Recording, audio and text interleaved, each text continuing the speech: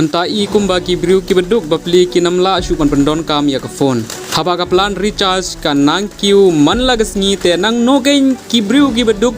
kin la ban siu sanspa hadu chidar tangka man la umnai ka bai recharge ngila yo jing tip ba ka company telecom ka thumu ban PYNKIEW ya ka plan recharge da 10% hadu kharsan persen lada ka DOR recharge ka kiu da 10 hadu kharsan persen te Kumno ubriu beduk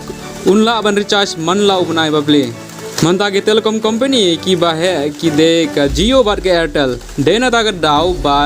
ki sim ko bu yangi ki pai ba namar ba ka JIO bat ke AIRTEL ki tip ba ki company ki ba yale persya bat ngi kim pat rung syaka yo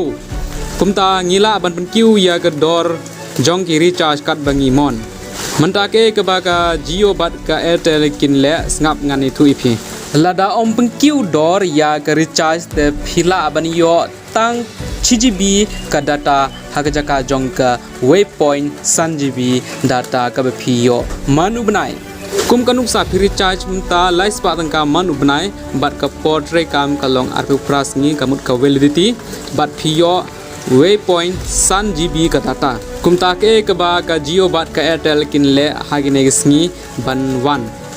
ki ai tang 6GB ya ka data ka phiyo hakajaka jong ka waypoint sanjibi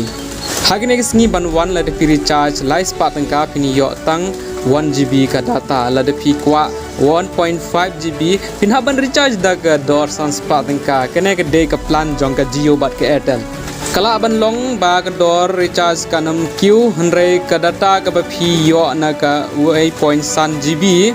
kan duna bat yan ai tang 6GB ka ba pen bor ye phi ban recharge sanspa tangka manu banai namar la de phi recharge da ka sanspa tangka te phin yo 1.5GB kene ka de ka plan jong ka JIO bat ka AIRTEL kum kanuk sa la ring recharge da ka arspa tangka man laub nai ni yo 1GB ka data man kisngi bat le se hagisngi ban 1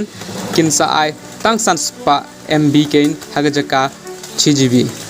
bat ban yo ya ka plan 1GB kin hab ban recharge live spa tangka hagajaka arspa tangka kene ka de ka plan jong ka JIO bat ka AIRTEL kinam la ban PYNKIEW ya ka DOR recharge